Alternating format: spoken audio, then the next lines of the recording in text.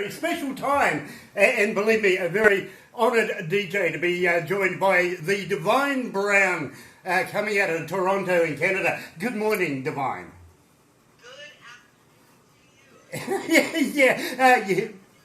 It is. But I'll tell you what, you're talking to the future right now. I'll give you the lotto numbers later on, okay? We can cheat. Maybe. Anyway, you're also previously known, or AKA, as the Divine Earth Essence. What a great name. Oh, we need to be turning up a bit. You got me to turn down before. You see, now that's your fault, not mine. Yeah. Sorry about that, Divine. Barbara's saying, can't hear, so got to turn up the speakers.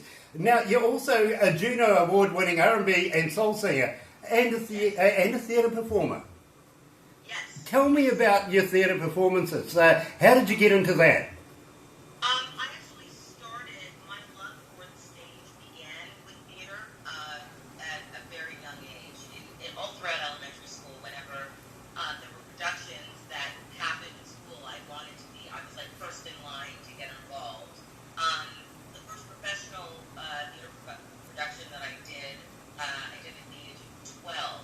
And then so theater was sort of where I started to cut my teeth when it came to being on stage and knowing that I loved being on stage. And then that gradually grew into establishing a recording career.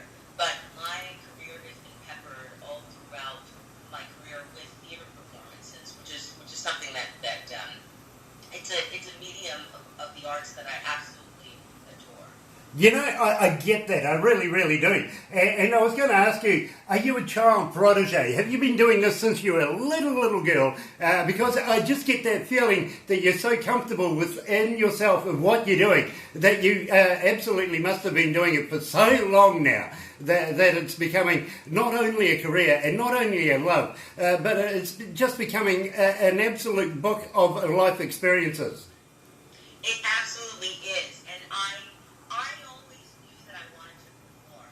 I think it was just an innate thing, and so I pursued it as much as possible. I think, like my parents didn't quite understand because they came from they're working class people, so they didn't quite understand, but I pursued it anyway, and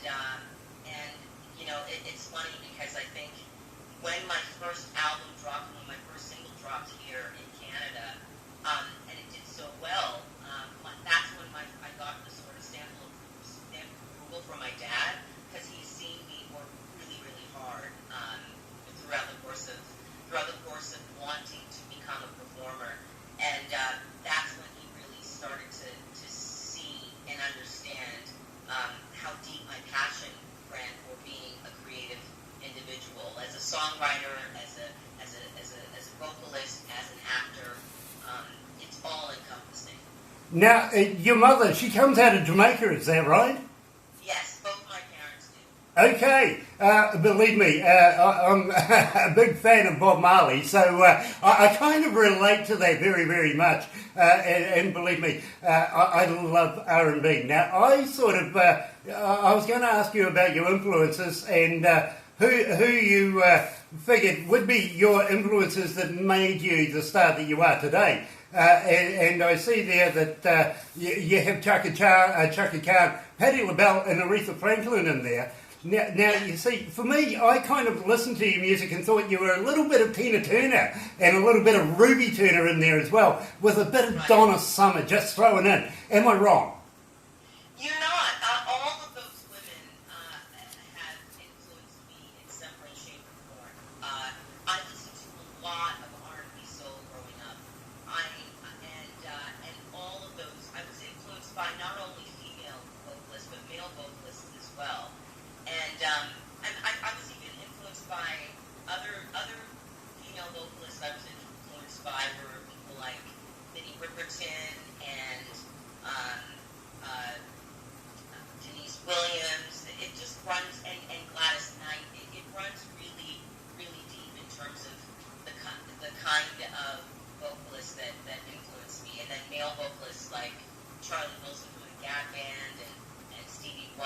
and Otis Redding. The list goes on. So I think that I was a bit of a parrot, and still am, when it comes to imitating vocalists and even voices in general. And I think that that was a part of, it was the imitation of a lot of these artists that helped me to develop my vocal talent, as it were. You know, I get that. I really do. I can see it coming out in the work that you produced at the moment. And I want to talk to you about your very first album and your first song, as we're going to play it very, very shortly. But I want to talk to you about Lay It On The Line. And how did you come to the lyrics of that? That was kind of based on an experience that I had. That was absolutely life experience. And it's interesting because what I love about being an artist and a songwriter is that it's a very cathartic. It's cathartic. It's an opportunity to work through some of your emotional stuff. And that, for me, was based on a life experience that I had with a man that I had just admired and had a great relationship with for a long time, but he never looked at me. he never looked at me as a potential, as a potential girlfriend. And so, but I see him go through these different women and go through all these weird experiences, and I just stand on the sidelines and do my thing. You know, on behalf of every man in the world, what a fool! I'm sorry, you know, that man just loses out. He really, really does, because I know every man in the world would just fall in love with you. I really do. So what I'm going to do now is I'm going to play Lay It On The Line. I'm also going to ask you who produced it and how much recording time it took to get in there. But let's get the song out of the way for our listeners, because believe me, I know they're just waiting there to hear it. And then we'll come back to you live and talk about the old school love. Now, I love this. I really do. So we're going to talk about that right after this. You're right here at Galaxy 107 FM with the Divine Brown herself, the Lady of Loveliness, and let's do Lay It On The Line. I hate to say it, you were wrong. I love this.